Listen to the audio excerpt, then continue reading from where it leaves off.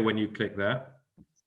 All right, and don't forget to pause, and I wish you every success. You're live now, and your audience is joining you, so enjoy the session.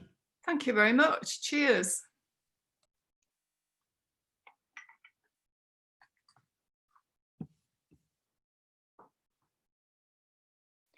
Hi, if you've just joined, I'll be starting in about 15-20 seconds. I can see participants rolling in. I'll just give people a chance to get connected and then we'll get going.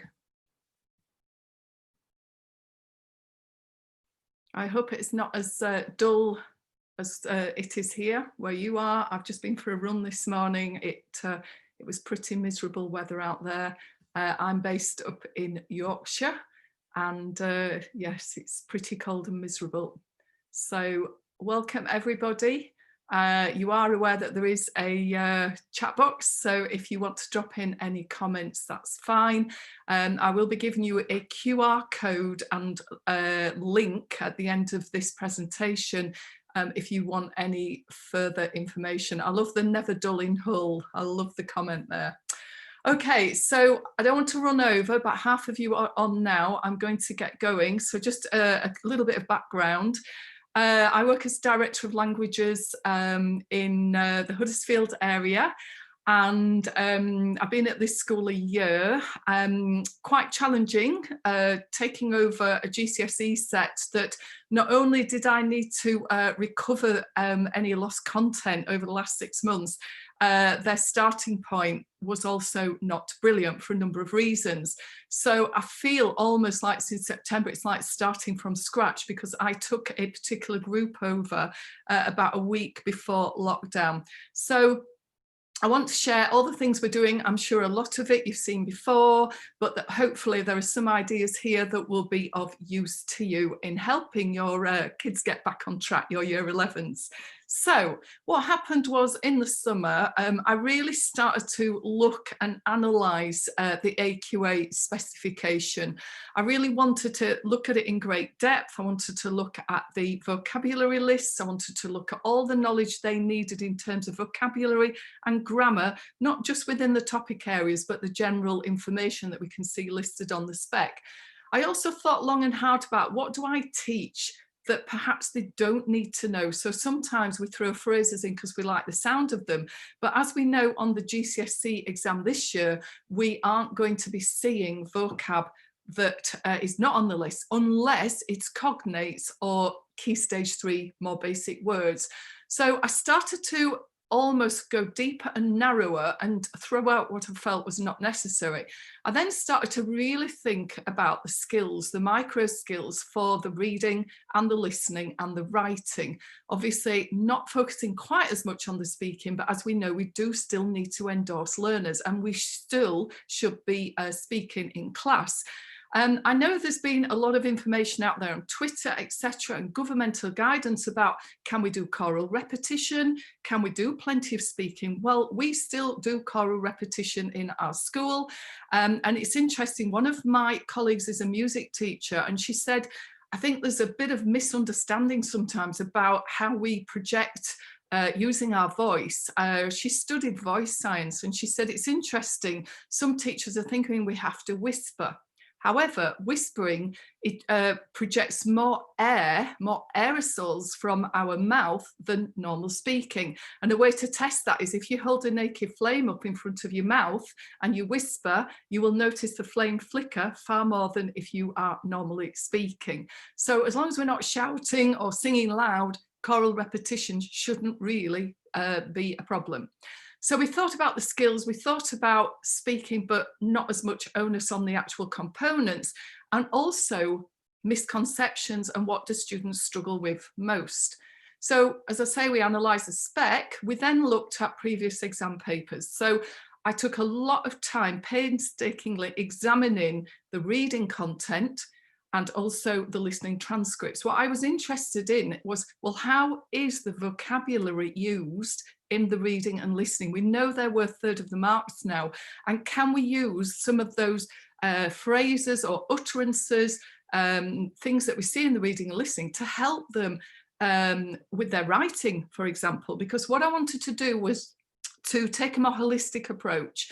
So we looked at the grammar, we looked at the structures, we looked for any particular patterns.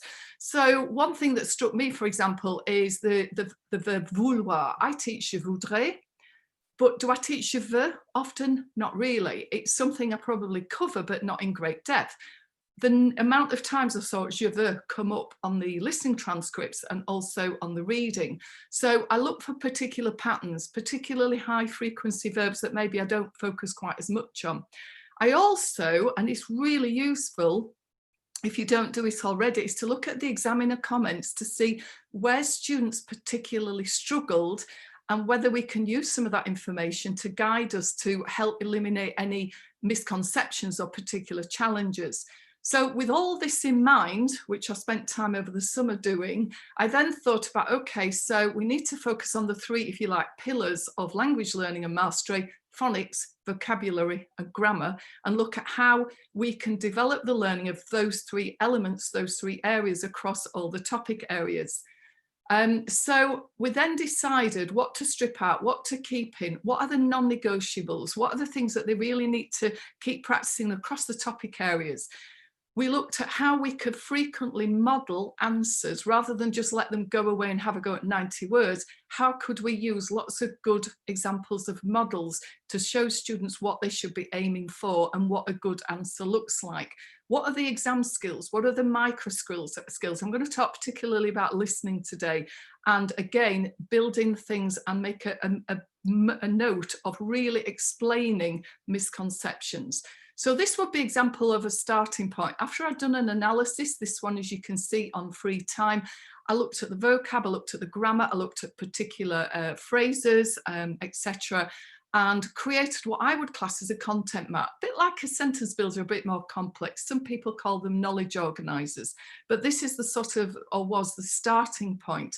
And then I started to look at various elements. So for example, this on technology, you can see I'm looking at the phonology. So I would be saying to students, listen to these words, they can't see them at this point. I've obviously taken out custom animation to speed up this presentation, but for every single topic, we look at particular sounds. So if you are a French teacher, obviously the nasal sounds, the vowels that then are followed by the letter N, the silent letters, the Q, E, etc. We really try to focus, but what we do is take particular words from each topic. And so what we're doing is drilling vocabulary, learning vocabulary at the same time as making them think about sound. Broken words, one thing to mention is when we're doing listening, not only should we be looking at the individual phonemes, there's around 20 that we should focus on in French, around, I think it's 16, 17 in Spanish, but breaking words up into syllables can also really help listening skills. So those words, again, as you can see here, they're taken from technology. They are taken from previous exam questions, but also from the actual vocab spec. So again, really focusing on what could come up in the exams. And this is something we revisit. It's some of the activities are quite formulaic. There is a certain consistency because I've built a PowerPoint with all these activities for every single topic area. So there's probably about 50, 60 slides. The idea being that our teachers can just dip in and out and do quick fire practice and mix and match. So we don't spend 3 months on one topic, we're spending 2 to 3 weeks, we're moving on to another topic, and then we might revisit some of these quick activities. Something else, as we know, is that rather than just sort of learn single items of vocabulary, what's really useful is to look at the examiner comments and look at where students didn't really get what they were listening to. So these are some examples of things that students said, but they couldn't quite work out the meaning. So really homing in on those phrases, etc., that might support students in their better understanding, and to basically, I would just be repeating these and saying, try and write what you hear me say. Now, can you work out what it means? So it's drawing students' attention, things like word order, things like silent letters, how words flow into one another, etc. Something also to speed up grammar or grammatical understanding is actually to show students, for example, here I've taken out the custom animation, but they would get this blank sheet table, they would look at the masculine and feminine, they'd look at the difference, and they would then fill in the rules. So we're not asking them to apply the rule, we're asking them to work out what the rule is, and then to actually fill in the red, the blue that you can see on screen, as long as working out the meaning. So in terms of grammar, sometimes we kind of give them the answer, but get them to tell us, well, what's the difference? Sentence builders we use regularly, depending on what we're trying to drill or teach. So you can see here, typical I get on with. That phrase comes up quite a bit. Je m'entends, mieux bien con, really important. And you can see here, we just happen to be pushing the idea of the possessive adjectives. We then model how to build up a sentence from a short idea to a longer idea. I know these to typically put into a pyramid style image.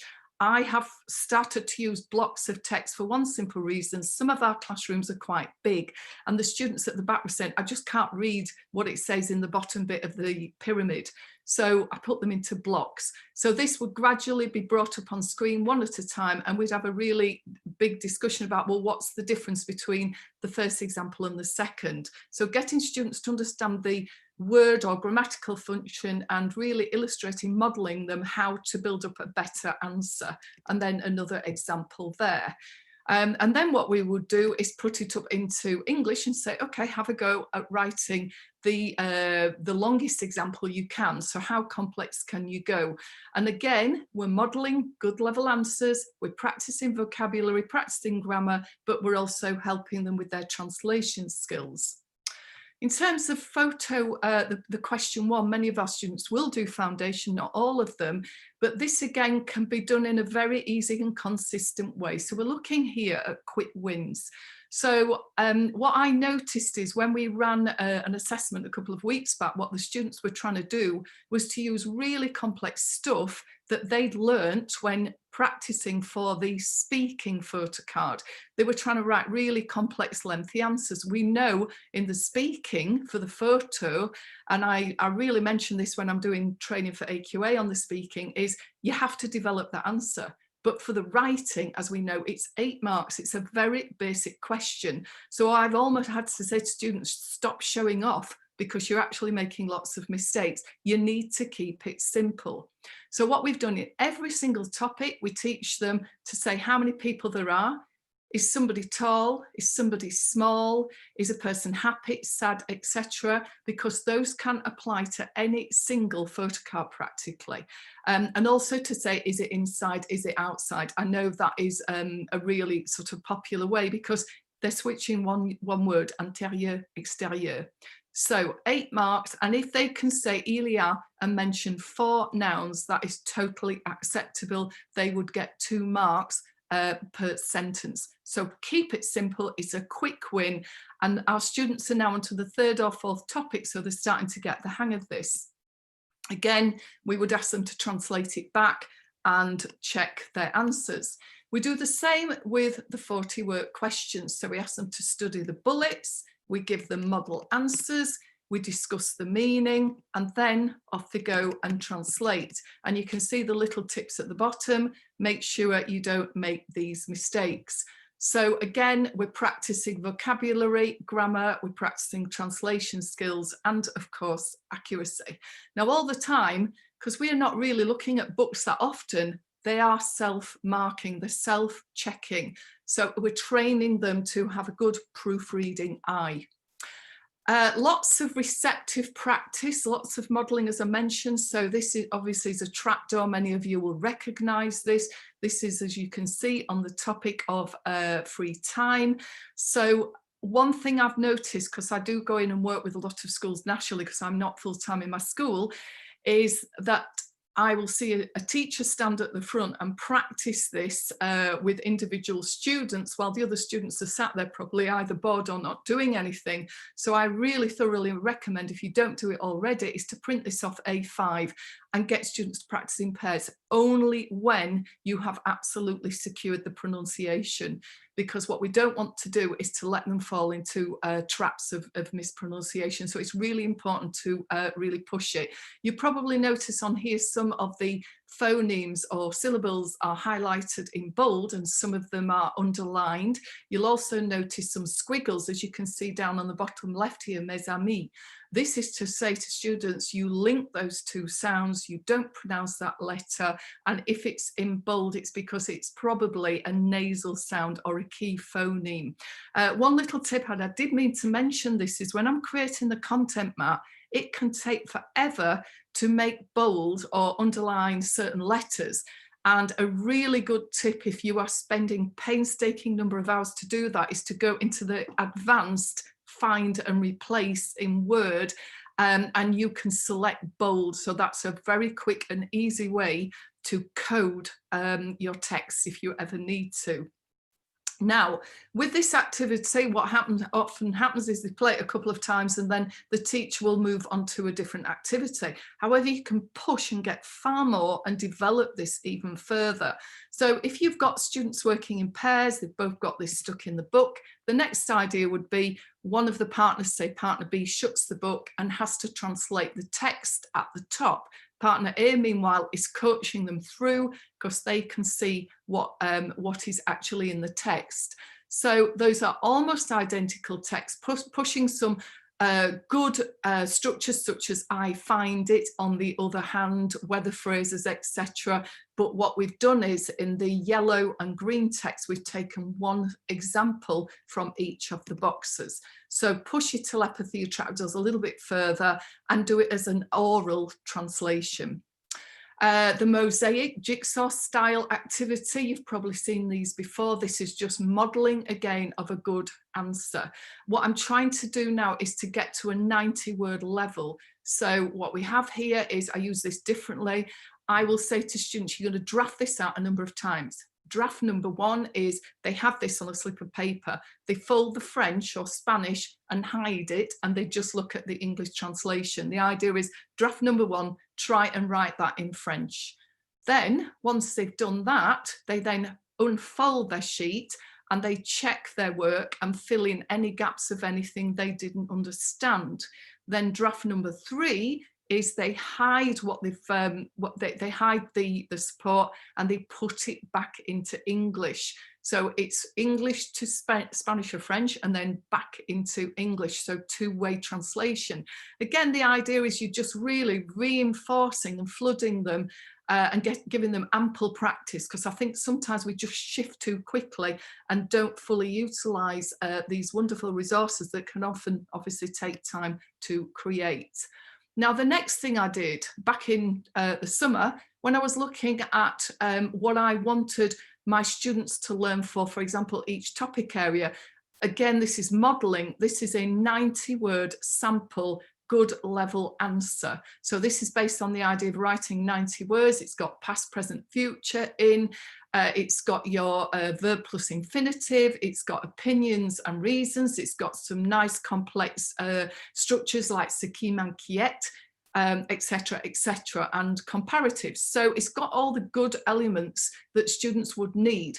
The idea is we use these like cross-cutting, so the ce qui m'inquiète will come up in the different topic areas, so they'll keep revisiting it. If you look at line number 16, j'ai toujours voulu, really good phrase to learn, can be applied to any topic whatsoever. So there's certain things in here that we class as the non-negotiables that they will keep revisiting across the topic. So how do we use this? Well, first of all, they will study it, as you can see on the board, and I will be saying to students, can you analyze every line that you don't, can you make a note of the lines that you don't understand? Can you read through it, discuss it with your partner? Then we put the English up. By the way, on the previous slide, I would have played a sound file as well, because I want them to listen to it. Then we repeat it by me saying the French and they say in English. So they're orally translating into English. Then I would say into French. Again, they would repeat me in French. And then potentially I'd play the bobbing games. Probably many of you know that now. So for example, if I have about 28 students in a class, I will give a number, the same number, to at least 2 different students. So I might go say down to number 9, where we can see that there's a full stop at the end of that sentence. So I'll be going around the room, un, deux, deux. So I'll be giving 2 students the same number. I would then read those, say, phrases from 1 to 9 out. The student has to listen for, if it's their phrase, they have to jump up and say that phrase in English, racing the other person. So it's just a fun way to practice listening, to practice translation. We do the same again then from lines, say, 10 to 19 or whatever. So we really drill it. Then we repeat the whole lot again in French to French. Then I would say to them, okay, I want you to now not look at the screen, and I would just have the English up. I would get them to try and translate this in sections. Then I would read it to them in French, so they have to try and correct or add the information from listening. Then I would show them the French on the screen. So again, we're using this in a really effective way over and over again, flooding, drilling, lots of receptive practice. At no point are they just going away and speaking without having heard it first. So they only repeat by listening and repeating. The trapdoor game I showed earlier, as I say, you really need to make sure the pronunciation is absolutely solid before they go away and do that practice. So parallel text, really useful. There's one for every single topic we've created. Then, once they've done that, this is another nice activity. Same text again, stand up, sit down. I think it's from Jake Hunton's book, where I would read this out slowly. And it's really good for listening. So they really listen. And when they get to a word that's underlined, they have to stand up. When they get to the next word, they have to sit down. And it is hilarious. I go and stand at the back of a room. All my year groups do this. It's like a military performance.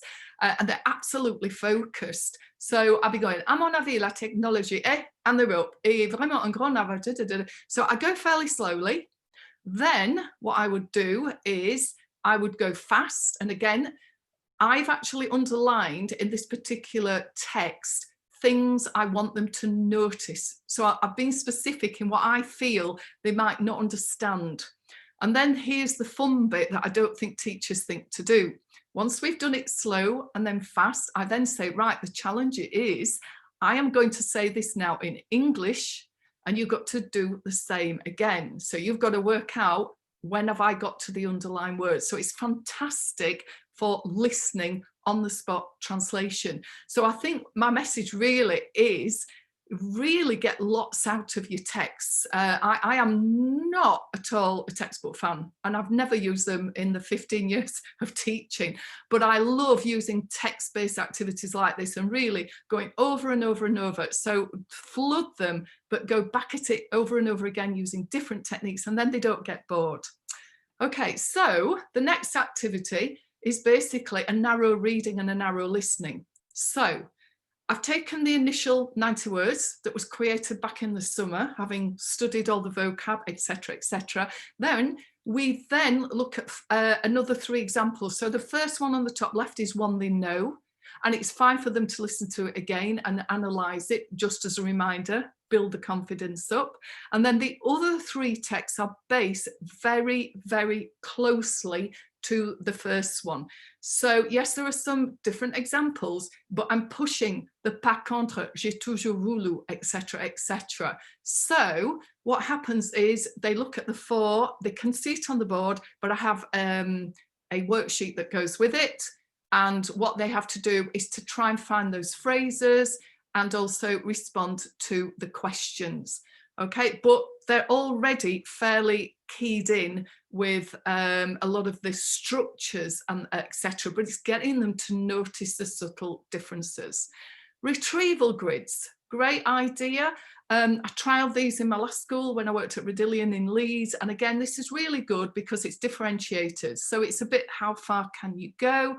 The idea is that students look at the various rows and they decide which one can I translate. So that's one way of doing it. And I say for everyone you do and you do well, you get the score that is on that row. Okay, so one thing you could do is say to students, right, just repeat together, both of you looking at the screen. So j'adore jouer au foot, partner would go, I love to play football. Next one, mon passe-temps préféré, écouter de la musique. Student on the left would go, my favorite. So they're allowed to look at it, they can do it translating, practicing in pairs, then they swap over, one does it in French, one does it in English, etc., etc. Then I would put that up in English. And the idea then is, now can you practice it? Can you actually practice writing? I found it at Retrieval in Leeds, by using a lot of these activities, my weaker students, I really got them up to a much higher level. It really did work. Things like tenses and also infinitives, etc. One thing I meant to mention was, I do try to take a holistic approach and to put words, vocabulary into sentences, because it saves time. But sometimes it's really good to just do a real focus on the nitty gritty. So we ran an intervention session on Wednesday, and one thing that we did was to really get students to notice those difficult irregular verbs. So in our technology module, we've already done regular ER verbs. So they're already familiar with the full paradigm in the present tense. And we've also practiced j'ai regardé, j'ai écouté. That's as far as we've gone, because they know j'ai and they know j'écoute. So we just moved them on to j'ai écouté. So we're kind of doing things a little bit out of order, but it does seem to be working. So with this activity, I would be saying, okay, I will say the French infinitive, you say the English, and then you will repeat the French after me. And then we analyze them. Which do you know? Put a little star on the left column of all those that you've already met or that you know are ER regular verbs. Then we start to look at those that are a little bit different.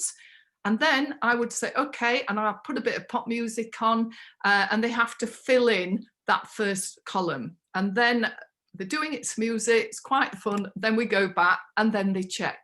Then we look at the present tense column. Again, you can see I have highlighted. So what I'd be saying to them is, do not fill in your grid, but highlight the box.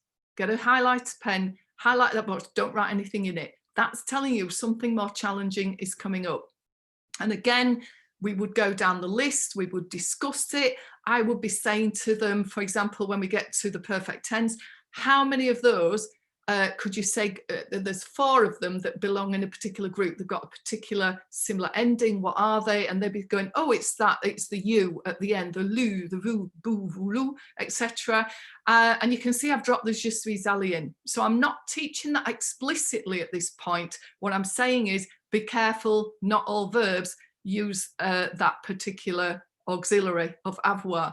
One thing I also did is, because we know students want to say, they get confused with is j'ai lu, I read, or I have read. So literally when I was drilling these, I said, okay, follow me, say exactly what I say. So I started off with j'ai lu, I have read, j'ai vu, I have seen, j'ai écouté, I have listened to. Then we went down the list again. I said, say after me, j'ai lu, I read, j'ai vu, I saw, j'ai écouté, I listened to. So to get the idea that it can be translated with the have or without it.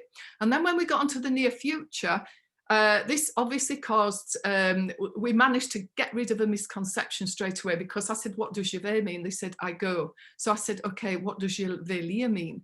And they go, I go to read. I said, does that really make sense? So then we discussed it had to mean I'm going to. So my question then was, right, what problem are you going to have here? What trap are you going to fall into? And they straight away went, I am. I said, yeah, so it's not je suis. So we're really trying to eliminate the errors before they actually take place. Okay, so that's your tense or high frequency verb drill. Then looking at 90 words, again, modeling. So we look, as you can see here, we have got 4 bullet points, but they're all taken from the same topic. So what I've said to students is, eventually those bullets will mix and match across topics, but for the moment, we're looking at 4. Any of these could come up as a bullet mixed in with other topic areas. So I just want to point that out. They are from the same topic area, but it's important to stress to students that they will not all belong to one topic area. Then again, modelling. Here are 4 key answers, good model answers. Which ones go with which bullets? So it's a bit of a mix and a match. Then we put up your structure strip type activity, and we'll be saying, okay, can you have a go at writing this yourself? So this is then where they've done lots of practice across this topic area, and they will then have a go at writing it themselves. But we're giving them tips. Then there's the checklist on the left. There's loads of mnemonics out there to help them. Avocado, coast, love. I've seen loads of different ones. I use tacos for Spanish. So lots of different ideas for them to basically check, have I included this, etc. Something I find saves a boatload of time is collaborative error analysis. I did this last week. So what I do is when students have done some form of assessment, such as translation, etc., I will say to them, right, I am not marking your work. You are marking your work. You are responsible. You need to become independent. It's no good me marking it because you just won't learn. So this is what I do, is I look at the most common errors. I then put them up on the board. I then ask them, A, to work out what the problem is and correct it, and then B, code the problem using those bits of information at the bottom. They have that stuck on the inside cover of the book. And then we go through and really talk about it. Then I'll say, right, now go back to your test, etc. Have you made those particular errors? And I find collaborative error analysis is far more powerful, and it gets them to do the changing, not me. Saves me time. And it also helps me work out, are there any particular misconceptions or weaknesses? So collaborative error analysis, I think, works really well. Just before I go on to the remote learning, which I think you'll find equally interesting, is Year 10s. Obviously, they have missed a lot of time. When we produce these PowerPoints, we suddenly realise, actually, these will work just as well for Year 10s. We don't have to go back to teaching quite how we used to, which was spending oodles of time going, beyond perhaps what we needed to. So we're using the same resources, but what I've done is at the end of the PowerPoints, I've built in some speaking activities. And again, these are kind of taken from the ideas that I created for the AQA course I run. So an example would be this. Role play, again, modelling. Here are the bullet points. Here are potential answers. Can you please link which bullet goes with which answer, etc. The other thing to mention is that students look at a bullet and don't actually know sometimes how that's going to transform into a question from the teacher. So an initial activity before this would be, there's the bullets, now there's the questions, which question goes with which bullet, so that you can see what you can expect to hear from your teacher. And then they look at the model answers. And again, with role play, it's really important, keep the answers short and succinct. Don't say more than you need to.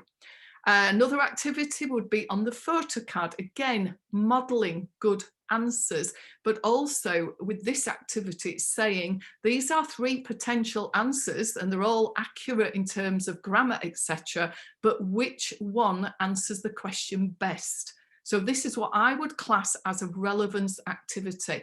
And then we discuss why one would be better than the other. So I say, I'm not saying any of them are wrong, it's just which one is most specifically answering and most relevant to the question. Okay, so I want to spend 10 minutes now talking about remote learning. We all know that listening is a tough exam, and we all know that it's gone from 25% of the marks now to a third. Typically, when I've bought into packages before, A, kids have not enjoyed doing the activities, and B, they're testing comprehension and they're not really building micro listening skills. So I've spent the last 2 or 3 years really thinking, what do I do to help my learners with listening? Now, listening, the skill of listening, obviously it can also be used to drive understanding and development of vocabulary. It can also be used to teach grammar, because if they can hear similar sentences and lots of patterns, they can learn a grammatical structure and memorize it. I remember when I was about 19 or 20, I remember sitting in a language lab, and I remember the teacher was getting us to listen to Je n'ai pas encore. And literally after 2 minutes, I just get that now. And even now, decades later, I still remember that particular language lab lesson. Common collocations. If you don't know what collocations are, it's simply how some groups of words work well together. So, je joue au football, je joue au rugby. Phrases like ce qui m'inquiète, j'en ai marre. So there's certain words we know fit together. And again, common collocations, I focus on what I found in the scripts, in the readings, etc. Listening can be used to drive translation and also dictation. So dictation is very good for getting students to be able to transfer what they hear into actually how it's represented on paper. So we do a dictation homework after doing a series of listening quizzes every week. So I've designed some activities based on listening. Our learners do this every week from years 7 to 11. And I would class it as low stakes, because what I don't want to do is put my kids off, and I don't want them coming back going, I hate that remote learning, I hate that homework, it's too difficult. So the way I've devised these activities is based on a really good book called Listening in the Languages Classroom by John Field. It's quite an academic book, it's quite heavy. But I do know that Gianfranco and Steve Smith use a lot of the ideas in this book for their Breaking the Sound Barrier. But I read this before that book came out, and I remember having a discussion with Jan about it, and he was saying, you know, a lot of these ideas are really sound. So I've used these ideas to create some independent online learning. So how did I do it? Well, quite a bit of planning went into this. So when spelling mistake, opinions. When I looked at the things that we felt were really necessary to cover for each topic area, I then tried to work out, well, what grammar lends itself best to which topic? So, for example, family and friends, really good for adjectival ending, pushing the adjectival ending, pushing the possessives, mon, ma, me, etc. It just so happened with technology, when I thought about the kind of questions that come up on the writing or even the speaking, and also the examples I saw in the reading and listening, I noticed obviously opinions and reasons. Ignore that passé du temps, it shouldn't be up there, by the way, on number 1, but opinions and reasons, negatives, je peux, on peut, you know, how do you use technology? Well, I can use the internet to do my homework, etc. Problems, I find sometimes students really struggle. Well, what's the disadvantage of technology? So I wanted to drill some really good examples of how to explain the disadvantages. Obligations, je dois, on doit, il faut, you know, the il faut, on doit, je dois with infinitives. Then we dropped in the perfect tense because it kind of fitted where we were in the teaching of tenses.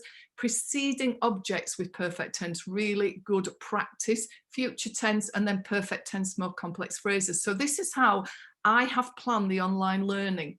Now, based on what I did here then, I created 7 sentences per activity for each one of those numbers.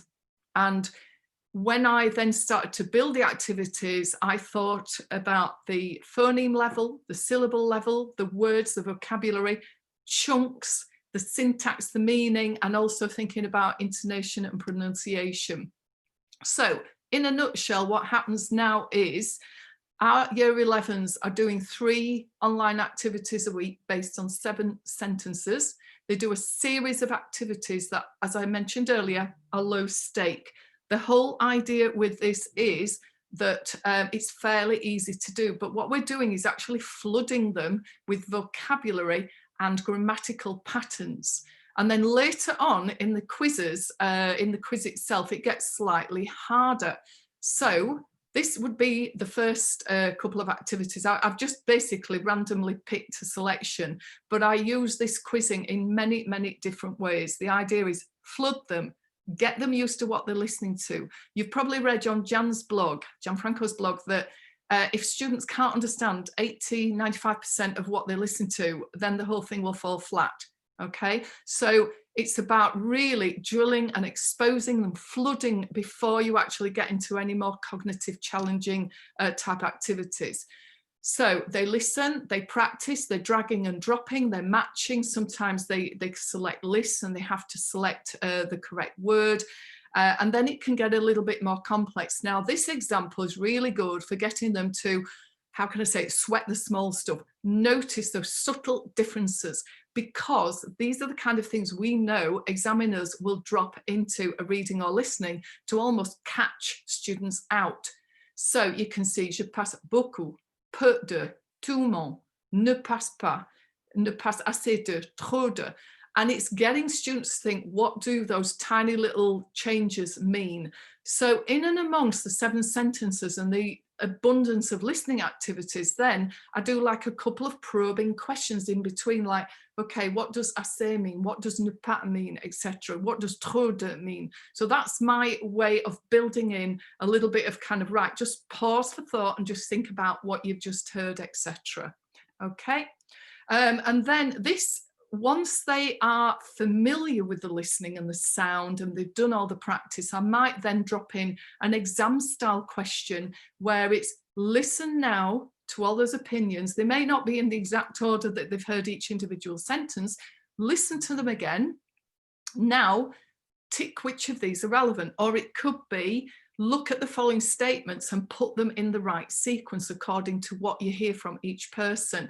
So they don't find this overly difficult at this point because they're already familiar with the sound, they're already familiar with the vocabulary and the grammar. But I would not be doing that activity right at the beginning of the quiz. It has to come towards the end.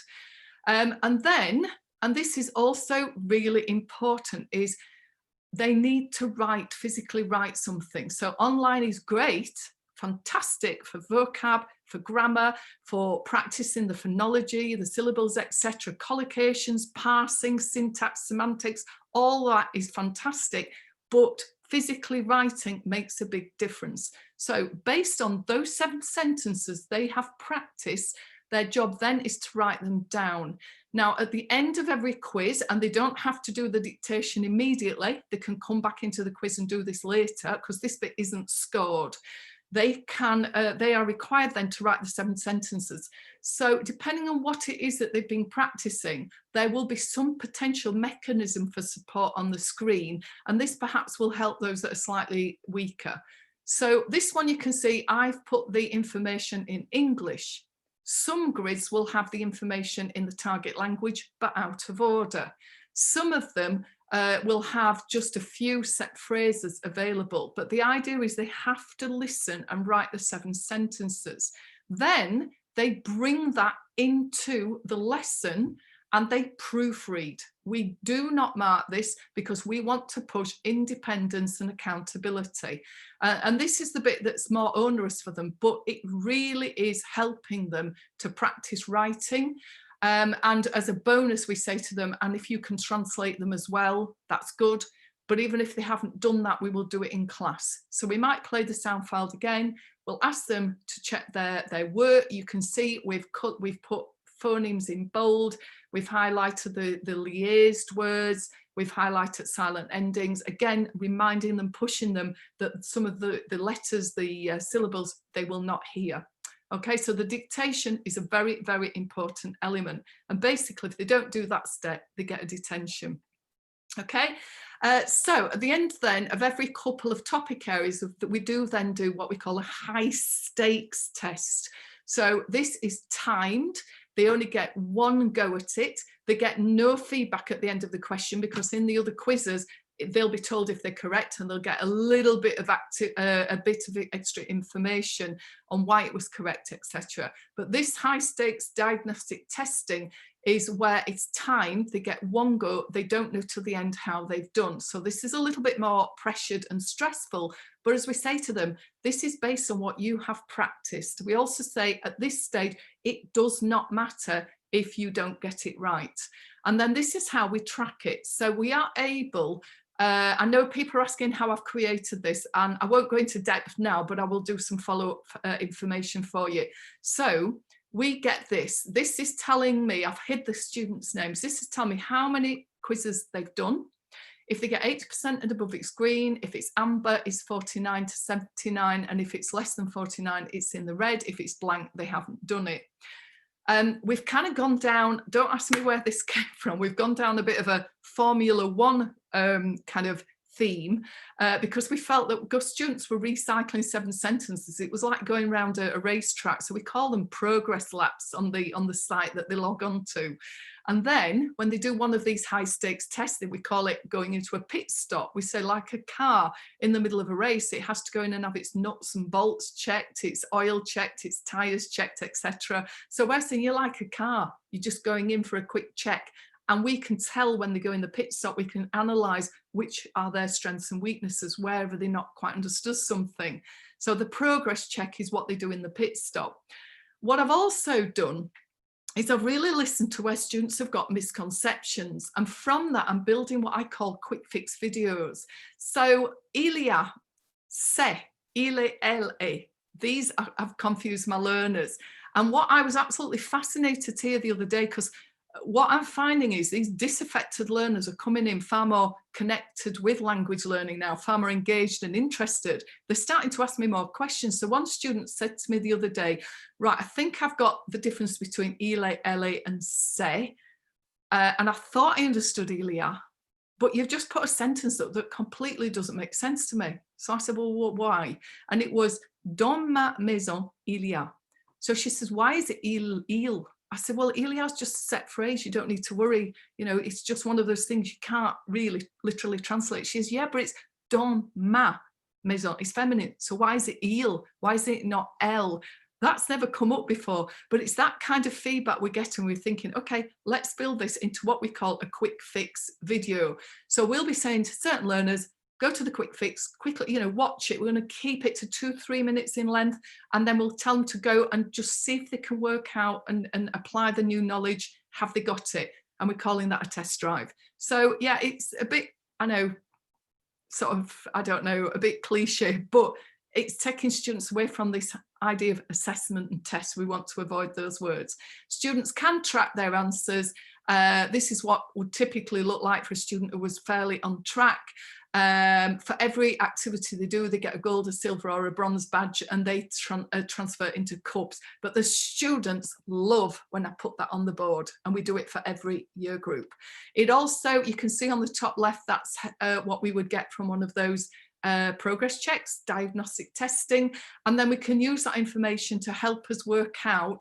You can see the grid underneath is we can then drop their scores into a grid that helps us work out based on their target grade, whether they are over and above, on target or below. So we are doing lots of analysis, lots of data analysis using this online system. Now, if you're wanting more information, I am aware of time and I've got another webinar in 10 minutes. So you can contact me on this, but what I think ideally you would do, let me just move this out of the way, is if you hover your phone over that QR code, it will take you to a form, you can fill it in and I can send you more details. What I am also going to do is drop you a link into the chat box, and you can also pick up the form by clicking on that link there. I hope that was useful. I am aware of time. I will share more information if you contact me. All I would say is thank you very, very much for listening, and I hope you've picked up some more ideas from this session. Thank you.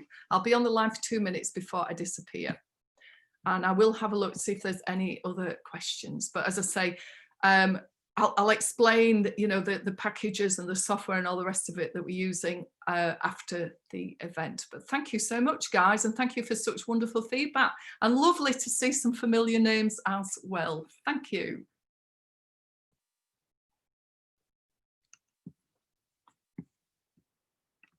I'll keep that QR code just up there for 1 more minute, and then I do need to vanish.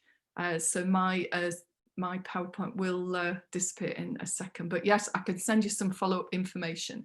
Absolutely not a problem. And thank you for your lovely feedback. Thank you. Okay, I need to go now. I hope you've managed to catch all the information you need, and enjoy the rest of your day. Thank you. Bye-bye.